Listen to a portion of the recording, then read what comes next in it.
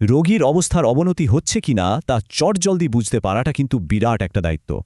কারণ একদম শুরুতেই লক্ষণগুলো ধরতে পারলে জীবনমৃত্যুর ফারাক করে দেওয়া যায়। যেমন ধরুন হাইপোক্সিয়া, মানে শরীরে অক্সিজেনের অভাব।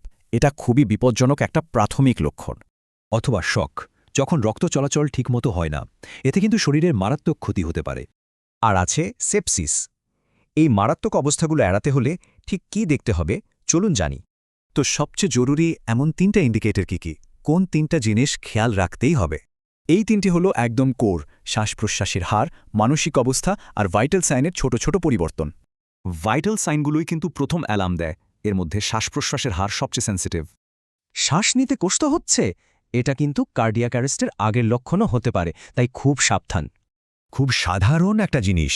রোগী যদি একটা পুরো বাক্য শেষ করতে না পারে, বুঝবেন সমস্যা গুরুতর। শুধু শরীর নয়, খেয়াল রাখুন ব্রেনের দিকেও। হঠাৎ কনফিউশন বা অস্থিরতা কিন্তু ভালো লক্ষণ নয়। ত্বক কি ঠান্ডা আর চটচটে? এটা রক্তচাপ কমারও আগের সিগন্যাল, মানে রক্ত চলাচল কমছে।